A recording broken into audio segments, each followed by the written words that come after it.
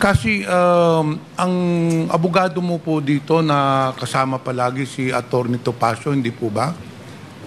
Yes po, pero today po si attorney. Okay. Ang tanong ko lang, paano mo nakilala itong si Atty. Topacio? Hindi ko po siya totally kakilala. Nakita ko lang po siya sa sa social. Sa social media? Yes po. So, Mr. Chair, paano mo na-contact si Atty. Topacio? Kasi pagdating mo dito, naalala mo, tinurn over ka muna sa NBI, hindi ba? May proseso kayo, tapos dinala ka na dito kaagad sa Congress. Pagka umaga, or the next day, I think, we had a hearing, nandun na kaagad si Topacio. So, kailan mo na-contact si Atty. Topacio? Nakontak ko po si attorney. Nakuha ko yung email nila, yung Topacio Law Firm sa Google po. Sa Google? Yes po. Tapos So, in-email ko po kailan mo sila. sinearch si Atty. Topacio sa Google nung... Hello po mga ka-viral, latest update ulit tayo. Cassandra Leong muling humarap sa Quad Committee hearing ng Kongreso ngayong araw. Cassandra Ong may inamin tungkol sa kanyang abogado na si Atty. Ferdinand Topacio kung paano niya ito nakilala at kung ano ang totoong koneksyon nito sa Pogo. Congressman Pimentel binuking si Cassandra Ong kung sino ang totoong may-ari ng Lucky South 99. Inamin din ni Cassie Ong kung kaano-ano nito ang may-ari ng Lucky South 99 at kung ano ang koneksyon nito sa kanyang pamilya. May isiniwalat din si Cassandra Ong sa iba pang mga kasabwat nila na mga opisyal ng Lucky South 99. Hindi din nakalusot si Cassandra Ong sa mga negosyo na pagmamay-ari nito. Subalit nagulat ang Quad Committee dahil ayon kay Cassie Ong ay hindi ito nakapagtapos ng kanyang pag-aaral, katulad din kay dismissed Mayor Alice Guo, na ipinagtataka ng mga congressmen dahil sa angkin nitong galing sa paghawak ng negosyo. Ayaw din itong aminin ang school kung saan siya nagtapos ng kanyang high school. Nasa NBI ka o nandito ka na sa detention center? Nung panahon na in-email ko siya is around like last month, June. June po. Last month. Kinontrata mo na si Atty. Topacio last month, hindi ka pa nahuhuli dun sa... Hindi po kinontrata. Nag-email lang po. Nag-email ka Wala lang? pong walang engagement. So, ibig mo sabihin na gratis amortis itong libre, itong pag-aabogado ni Atty. Topacio sa'yo? Hindi po siya libre. Nag-down payment po ako nung time na nasa MBI po ako. So nung panahon nung nasa NBI ka, sigurado ka kasi na ikaw ang nagbigay ng pera o baka naman may nag-contact kay Atty. Topacio, binigay sa'yo na abogado si Atty. Topacio at sila ang nag-down payment? Hindi po. Sigurado po ako po yung nag-contact sa kanya, ako din po nagbayad sa kanya. Mr. Chair, kasi bakit mo naman naisipan na si Atty. Topacio ang kukunin mong abogado? Nakita ko siya sa internet, magaling, tapos matapang po. Sigurado ka walang nag-recommendar sa'yo kay Atty. Topacio na ayun ang kukunin mo? Sigurado po. Okay. Dito tayo kasi. Sabi mo, ikaw ay pinanganak sa San Juan, hindi po ba? Yes po. Doon ka lumaki? Sa San Juan? Sa Binondo po. Hindi. Ang San Juan, magkaiba sa Binondo. Pinanganak po ako sa San Juan. Pero doon ka na lumaki sa Binondo. Tama po. Saan ka nag-aral? Hindi po ako nakapag-aral. Hindi ka nakapag-aral? Nag-aral po, pero hindi po nakapagtapos. Hanggang high school, nakatapos ka ba ng high school? Pwedeng hindi ko na po muna sagutin.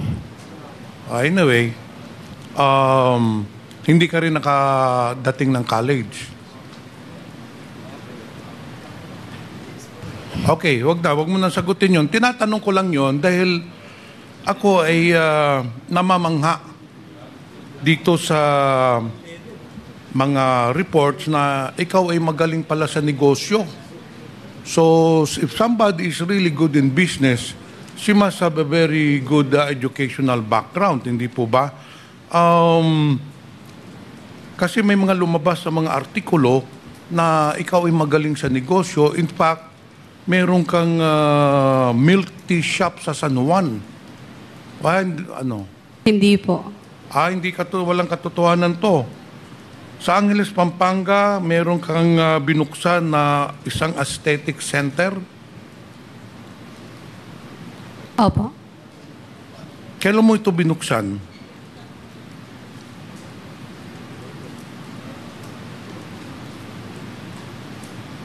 Hindi ko po matandaan yung exact year. Anyway, ito ay wala kang kasosyo, sa'yo lang to. Itong aesthetic center sa Pampanga, Angeles, wala kang kasosyo, may kasosyo ka rito. Pwedeng hindi ko po siya sagutin. Kasi hindi naman po siya related. Walang problema yon. Meron Maraming ka pang salamat po. ibang negosyo. Sabi nga sa artikulo, ikaw bata ka pa lang, nagninegosyo ka na, marami kang negosyo, and then meron ka ring isang cafe-restaurant sa resort doon, hindi po ba? Meron po. Ayun ba ay nag-ooperate pa hanggang ngayon? Yes po. Okay, dito tayo sa pagpasok mo ng Lucky South 99. Kailan ka ba nag-apply doon sa Lucky South 99? Nag-apply po regarding saan po? Nagtrabaho ka sa Lucky South 99, hindi ba? Sa papers po. Okay, paano ka napasok doon? Pwede mong ikwento dito sa komitiba, paano ka napasok sa Lucky South 99? I mean, mananrabaho ka, hindi ba? Hindi naman basta-bastang ikaw ba'y kinuha ng Lucky South 99 o nag-apply ka doon? Nung una po, sa amin po yung Lucky South 99 nung una po. Sa inyo? Opo, sa akin. Sa amin. Sa iyo yung sa Lucky South 99. Nung una Because- po. Nung una po, yes po. But according to Stephanie, nauna po si Stephanie magtrabaho doon sa Lucky South 99 and then nagpa-interview ka doon sa Lucky South 99 at nag-apply ka. May I know po kung kailan po ako nag-apply at sino po nag-interview sa akin? Oo. Opo. Sino ba nag-interview sa iyo? Hindi, pwede ko malaman kung sino po yung tinutukoy na nag-interview sa akin nung panahon na yun. Hindi mo na rin isasagutin. Dito po tayo sa big boss mo. Hindi mo naman ma-explicar dito, hindi mo na ipapaliwanag dito paano ka napasok sa Lucky South 99.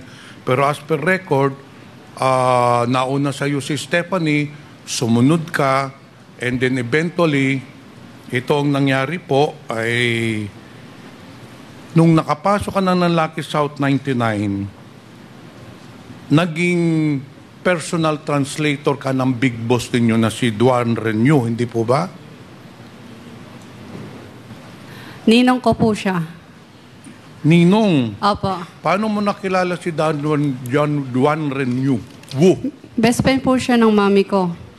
Best friend ng mami Yes. mo. Kailan po sila nagka-best friend ng mami mo? Paano po sila nagkakilala ng ni Duan Renew at ng mami mo? Po? Paano sila nagkakilala? Sabi mo kanina, Mr. Chair, kasi kaya ka napasok dun sa Lucky South dahil best friend ng mama mo, si Duan Renew. Duan Renew, for the information of everyone, is the big boss of Lucky South 99.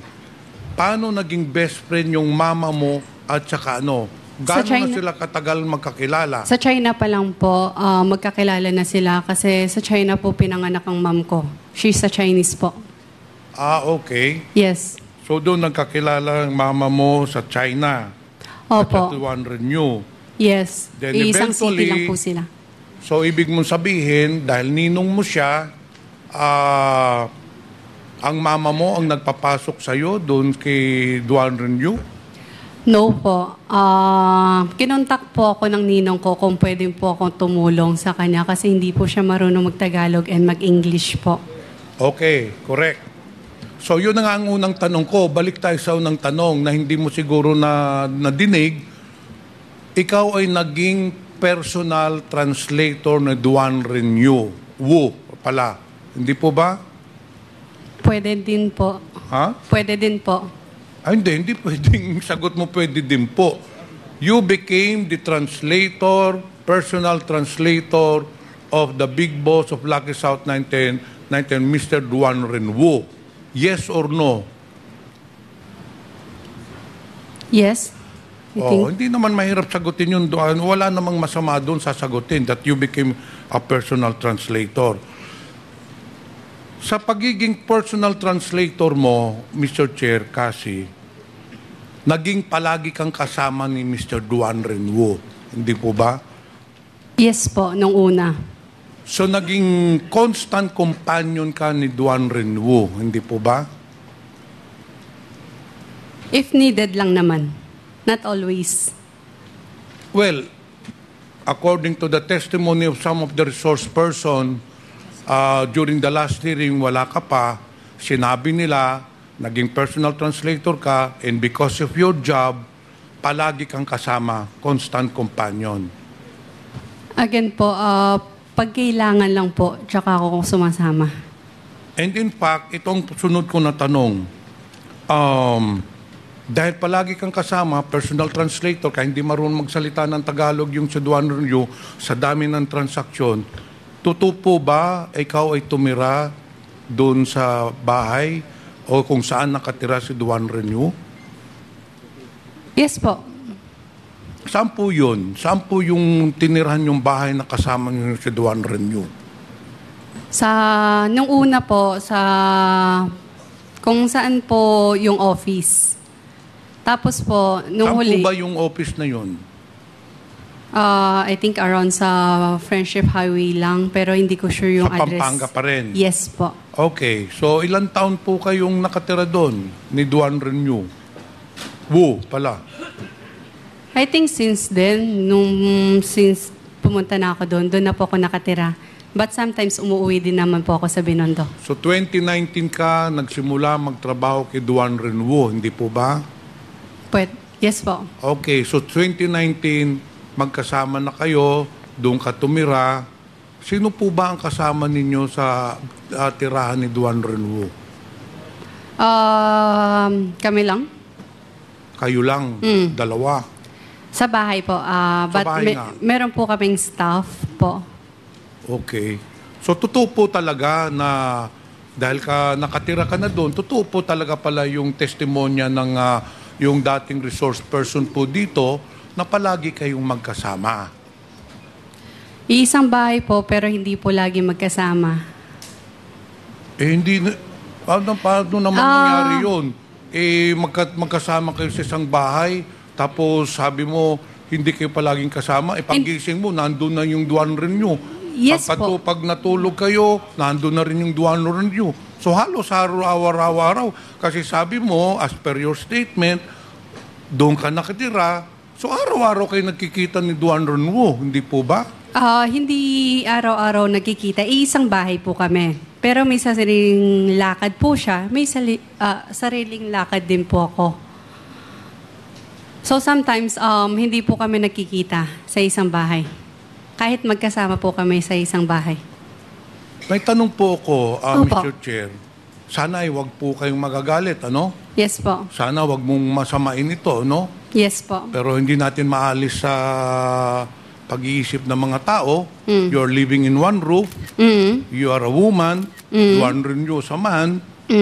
Ang tanong ko po, wala ba kayong relasyon ni Mr. Duan Renwu? Wala po. Kasi alam mo, na yung mga kasama mo sa trabaho dito, na nakausap namin, nauna po si Stephanie sa inyo, Mascareñas, magtrabaho, hindi po ba? Pero pagdating ho ninyo you became very close to Duan Renwu. And eventually, si Stephanie Mascareñas, medyo naalis, hindi po ba? Pagpasok nyo, after a few months, nawala na si Stephanie. Hindi po totoo yan. Alam niya po sa sarili niyan. Well, anyway, that's a word of yours against hers, no? But anyway, yun ang tinestify niya dito. Ngayon, pagkawala ni Stephanie, Mascareñas, you started to become powerful dun sa Lucky South 99. Naging confidante ka ni Mr. Duan Renwu to the point na ginawa kang incorporator, to the point na ginawa kang yung mga cheque nilagay na sa mga pangalan mo, to the point na ikaw na po ang nagdidesisyon ng mga lahat ng galaw, lahat ng mga gawain doon sa Lucky South 99, hindi po ba? Correction lang po. Nag-invest din po ako doon. Naglabas po ako ng money for that po. Magkano naman po ang ininvest ninyo doon? Pwedeng hindi ko po sabihin. Medyo, it's private po eh. Pagpalagay po natin, ballpark figure lang, nasa 1 million, nasa 100 million, nasa 500 Pwedeng hindi ko po million. sabihin. So ilang porsyento po kayo doon? Saan po? Which company po? Yung Lucky South 99. Yung Lucky South 99, nung una, maliit lang po. Pero po, again, hindi po ako naging incorporator po ng Lucky South. So anyway, dun sa investment mo, Yes po. paano ho ang, kasi investment yan. Yes. A person invests in a business, ang objective ay para kumita. So I'm sure na almost 5 to 6 years, doon ka sa Lucky South 99, sabi mo nag-invest ka, so gaano ang dividendo ninyo or yung income mo nung doon sa investment mo, ilang beses ka binibigyan sa isang taon? Pwedeng hindi ko muna i-disclose po yan. Well, but we have to Pasensya assume, na po. we have to assume that you were earning a substantial amount because yung operations ng Lucky South 99 ay napakalaki, no? In fact, the assets, everything malaki po. Dito po tayo sa meron nung ni-raid sa Porac, Pampanga na yung mansion complex. Alam nyo yun, di ba? Yes yung po. merong mga villas, yung may lake, tapos may villa sa gitna. Yes po. As per record po, lumalabas yata na sa inyo po yun. Opo. Lahat ng investment namin, lahat ng kinita po namin nasa Pilipinas po. Hindi, tinatanong ko lang. Sige, wala na. Tinatanong ko lang, sa iyo yun, gano'ng kalaki po yun? Opo. I think 3 hectares po. 3 2 hectares. to 3 hectares. Sa tingin mo, magkano na ang halaga nun? Hindi ko po sigurado. Sa tingin ko po at saka sa assessment ng ibang ahensya po, nagkakahalaga po ng 2.5 billion pesos ho yun. 2.5 billion pesos. Napakalaking halaga for a 24-year-old. So, yun po ang isang mga katanungan po dito sa komitiba na lumalabas. You have ngang kumita ka talaga na malaki doon sa operations ng Lucky South 99. Again, To have that investment of 2.5 billion pesos, malaki ho ang kinita nyo sa Lucky South 99. And it just shows, Mr. Chair, that Cassie is heavily involved in the operations of Lucky South 99. The fact that her name appears in the several documents, the fact that she has amassed several billions of pesos of properties just shows that she is really part owner of Lucky South 99. Hindi po ba? wala po akong kinalaman sa operational ng Lucky South 99. Again, nagpapaupa lamang po kami at wala na po. Maliban sa paupa, wala po akong kinalaman sa Lucky South 99 or any POGO or operational ng POGO po. Okay, doon po tayo kasi, Mr. Chair, nagpapaupa lang kayo sa Lucky South 99. Opo. Magkano bang upa ng Lucky South 99? 500 per square meter. Ilang square meters yun? Sa bahay po yun. Yung bahay is 3 hectares, around 2 to 3 hectares po. Ano ba, klaruhin natin, ano bang pinaparentalan mo? Yung sa Porac, Pampanga o yung sa Porac, mansion Pampanga complex? po.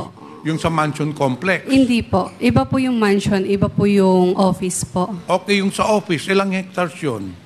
Ilang square meters? Yung sa office, I think, nasa 7 hectares.